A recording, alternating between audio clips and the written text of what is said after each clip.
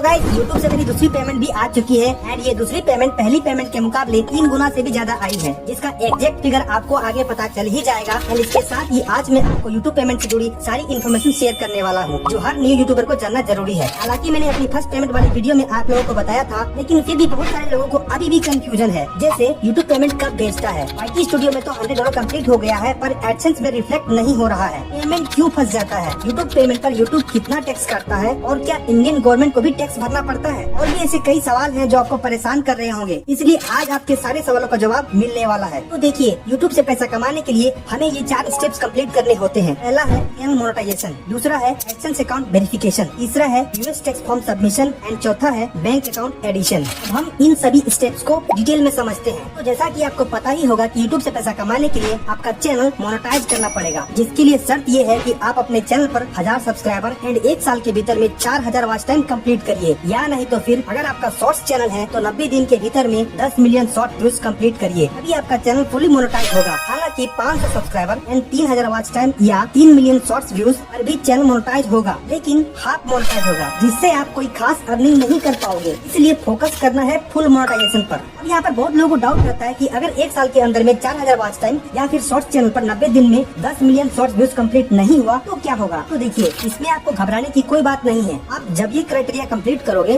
तभी आपका channel monetise होगा। लेकिन हाँ, 1 साल के पहले वाला वॉच टाइम एंड 90 दिन के पहले वाला शॉर्ट्स व्यूज काउंट नहीं होगा। और हाँ, शॉर्ट से आया हुआ वॉच टाइम मोनेटाइजेशन के लिए काउंट नहीं होता है। तो गाइस, जब आप ये क्राइटेरिया कंप्लीट कर लीजिएगा तब आप अपने चैनल को मोनेटाइज करने के लिए एलिजिबल हो जाइएगा। एंड चैनल मोनेटाइज करने के लिए जब आप अप्लाई करिएगा तो उसी टाइम सेकंड स्टेप में आपको एक एडसेंस अकाउंट बनाने और उसको अपने चैनल के साथ लिंक करने के लिए बोला जाएगा। यहाँ पर मैं आपको एक चीज बता देना चाहता हूँ, यूट्यूब से पेमेंट डायरेक्टली आपके बैंक अकाउंट में नहीं आएगा। यूट्यूब आपकी वीडियो पर चलाई गई एड से जो कमाई होगी उसको पहले एडसेंस अकाउंट में ट्रांसफर करेगा, जो कि जनरली महीने के 10 से 13 तारीख के बीच में होता है। एंड फिर एडसेंस अकाउंट से पेमेंट आपके बैंक अकाउंट में महीने के 22 से 26 के बीच में ट्रांसफर होगा। अब एडसेंस अकाउंट से जुड़ी एक इम्पोर्टेंट इन्फॉर्मेशन सुनिए। एडसेंस अकाउंट बनाने के लिए आपके गवर्नमेंट इशूड आईडी प्रूफ जैसे PAN card, voter card, driving licence में जो नाम है वही नाम देना है, क्योंकि आगे चलकर इसको वेरीफाई भी करना होगा। बट आधार कार्ड यहाँ पर एक्सेप्ट नहीं होगा। एंड एक आदमी अपनी पूरी लाइफ में एक ही एडसेंस अकाउंट बना सकता है। और अगर आपने एडसेंस अकाउंट बना लिया है पर याद नहीं है तो उस केस में आपको ये वाला ऑप्शन सेलेक्ट करना है। गूगल आपको ऑटोमेटिकली बता देगा कि आपके नाम से एडसेंस अकाउंट है या नहीं है। Alright, step 2, AdSense account verification. जब आप एडसेंस अकाउंट क्रिएट करके अपने चैनल से लिंक करके अपने चैनल को सक्सेसफुल मोनेटाइज कर लीजिएगा, तब आपके YT स्टूडियो में डॉलर बनने शुरू हो जाएंगे। एंड जब ये बढ़कर $10 कंप्लीट हो जाएगा तब आपको अपना एडसेंस अकाउंट वेरीफाई करने के लिए एक मेल आएगा और बोलेगा कि आप अपना आइडेंटिटी और एड्रेस वेरीफाई करिए, जिसके लिए आपको कुछ टाइम लिमिट दिया जाएगा। आइडेंटिटी वेरिफिकेशन के लिए 45 डेज का टाइम मिलता है एंड एड्रेस वेरीफाई करने के लिए 4 महीने का टाइम मिलता है। अगर आपने इस टाइम लिमिट के अंदर में ये दोनों स्टेप्स कंप्लीट नहीं किया तो आपके वीडियोस पर एड्स चलना बंद हो जाएगा, यानी आपका चैनल डीमोनेटाइज हो जाएगा। इसलिए टाइम रहते ही ये दोनों प्रोसेस कर लीजिएगा। अब यहाँ पर थोड़ा सा ध्यान दीजिए। एड्रेस वेरीफाई करने के लिए मार्च 2025 से पहले एक ही मेथड थी, जो है गूगल पिन मेथड। लेकिन पिन वाली मेथड की परेशानी को देखते हुए गूगल एडसेंस ने मार्च 2025 में एक न्यू मेथड इंट्रोड्यूस किया, जिसको पर्सोना नाम दिया गया। पर्सोना मेथड में ये बेनिफिट है कि आप आइडेंटिटी और एड्रेस दोनों एक ही साथ वेरीफाई कर सकते हैं। यानी अगर आपने पर्सोना से वेरीफाई कर लिया है तो आपको गूगल पिन की जरूरत नहीं है। लेकिन सभी को पर्सोना से वेरीफाई नहीं हो पाता है, इसलिए पिन वाली मेथड अभी भी अवेलेबल है। इसलिए अगर आपकी आईडी प्रूफ में फोटो साफ साफ है तो आप पर्सोना से ट्राई करिए, नहीं तो फिर पिन वाली मेथड तो है ही। इस बारे में अगर आपको और ज्यादा डिटेल में जानकारी चाहिए तो आप मेरी एडसेंस अकाउंट वाली ये वीडियो देख सकते हो, बहुत डीपली समझाया हूँ इसमें। एंड अगर आप एड्रेस वेरिफिकेशन के लिए गूगल पिन अप्लाई करेंगे तो थोड़ा सब्र रखना पड़ेगा, क्योंकि किसी किसी को गूगल पिन जल्दी आ जाता है और किसी किसी को तो महीने लग जाता है। ये डिपेंड करता है आपकी एरिया पर। इसीलिए जिस एड्रेस पर आपको पोस्ट ऑफिस से लेटर आसानी से पहुंच जाएगा वो एड्रेस दीजिए, चाहे वो एड्रेस आपकी आईडी प्रूफ में दर्ज हो या ना हो, कोई दिक्कत नहीं है। एंड जब 3 हफ्ते बीत जाए और पिन नहीं आए तो आप रिप्लेसमेंट पिन के लिए अप्लाई करिए। आप 3 बार रिप्लेसमेंट पिन के लिए अप्लाई कर सकते हैं। मेरे केस में तो गाइस मेरा पहला और दूसरा बार अप्लाई किया हुआ पिन नहीं आया था। जब मैंने तीसरी बार अप्लाई किया एंड यूट्यूब हेल्प टीम से इस बारे में बात की, तब जाकर मेरा 2 महीने डिले के बाद गूगल एडसेंस पिन आया। एंड फिर मैंने उसको अपने एडसेंस अकाउंट में डालकर अपना एड्रेस वेरीफाई कर लिया और इस तरह करके यूट्यूब से पेमेंट पाने के लिए दूसरा स्टेप कंप्लीट हो गया। Step 3, US tax info submission. जब आप अपने एडसेंस अकाउंट में आइडेंटिटी और एड्रेस वेरीफाई कर लीजिएगा, तब आपको वेट करना है आपके YT स्टूडियो में $100 कंप्लीट होने का, क्योंकि तभी आपको यूएस टैक्स इन्फो सबमिट करने वाला मेल आएगा। हालांकि आप $100 कंप्लीट होने से पहले भी यूएस टैक्स इन्फो सबमिट कर सकते हैं, पर क्या फायदा, आपको पेमेंट तो तभी मिलेगा ना जब आप मिनिमम पेमेंट थ्रेशोल्ड यानी कि $100 कंप्लीट करिएगा। यूएस टैक्स फॉर्म सबमिट करते समय आपको इन बातों का खास ध्यान रखना है। नंबर 1, जिसके नाम से एडसेंस अकाउंट बनाए हैं उसी के नाम से यूएस टैक्स फॉर्म सबमिट करना है। नंबर 2, फॉरेन टीम पर आप पैन कार्ड नंबर डालिएगा, उसी का पैन कार्ड नंबर डालिएगा जिसके नाम से एडसेंस अकाउंट बनाए हैं। नंबर 3, टैक्स ट्रीटी में आपको ये ऑप्शन सिलेक्ट करना है, इसका एक स्क्रीनशॉट ले लीजिए।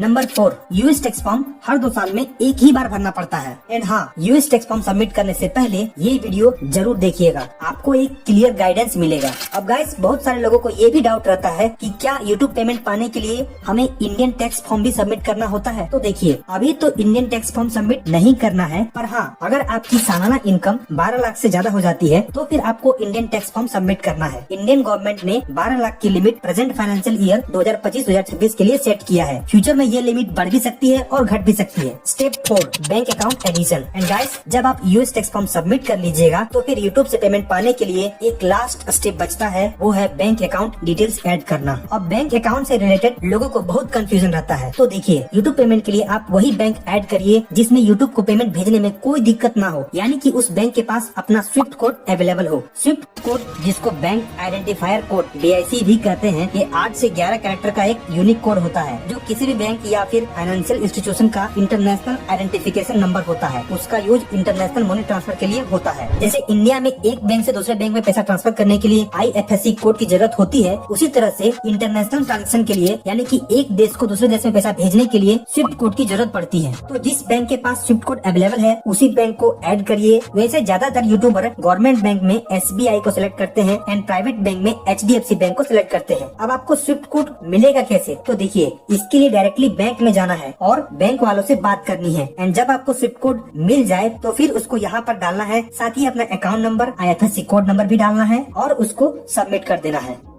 इसी के साथ आपके चारों स्टेप कंप्लीट हो जाते हैं एंड आप YouTube से पेमेंट पाने के लिए पूरी तरह से तैयार हो जाते हैं। लेकिन उससे पहले आपको YouTube की पेमेंट साइकिल को थोड़ा समझना पड़ेगा, जिसके लिए हम सीधे चलते हैं YT स्टूडियो के अर्न वाले सेक्शन पर। यहाँ पर जैसे जैसे आपकी वीडियो पर व्यूज आएगा उसी के हिसाब से डॉलर्स भी बनेंगे। व्यूज और वॉच टाइम तो तुरंत अपडेट हो जाता है, पर डॉलर्स यानी कि रेवेन्यू 24 आवर्स के बाद यहाँ पर रिफ्लेक्ट होता है और कभी कभी तो 48 आवर्स भी लग जाता है। इसमें आपको टेंशन लेने की कोई बात नहीं है। एंड जब यहाँ पर पेमेंट मिनिमम थ्रेशोल्ड यानी कि $100 कंप्लीट हो जाता है या उससे ज्यादा भी हो सकता है, तब महीने के लास्ट में आपकी टोटल अर्निंग्स काउंट होती है। जैसे मेरी नवंबर मंथ की टोटल अर्निंग्स $337.25 हुई एंड यही मेरी इस मंथ की यूट्यूब पेमेंट हुई। पर ये तुरंत नहीं मिलता है, ये इस तरह करके ऊपर शिफ्ट हो जाता है और न्यू मंथ में जो कमाई होगी वो यहाँ पर फिर से जमा होना शुरू हो जाएगा। तो आप देख सकते हो, नेक्स्ट मंथ में पेमेंट पाने के लिए आपको फिर से $100 कंप्लीट करना होगा, तभी पेमेंट आएगा, वरना नहीं आएगा। जैसे कुछ लोग सोचते हैं ना कि एक बार यूट्यूब से पेमेंट आ जाता है तो फिर हर महीने पेमेंट आएगा, ऐसा नहीं है। अगर आपने next month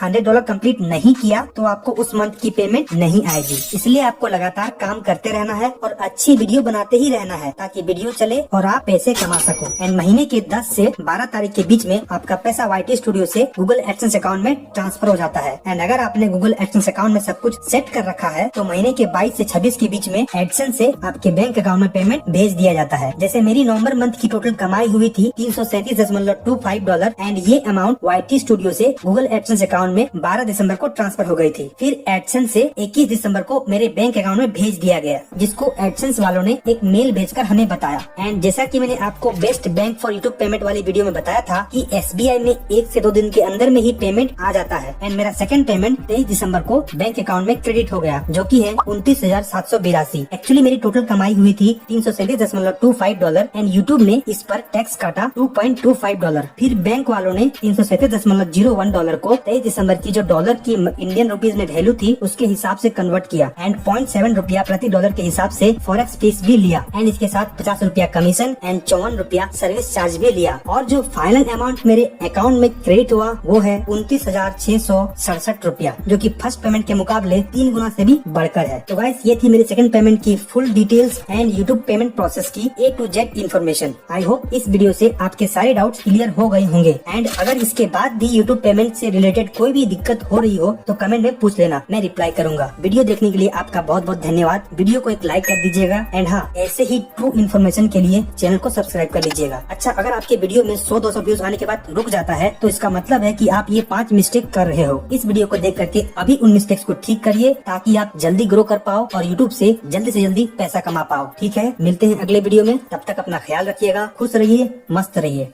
Tata, bye bye, see you soon.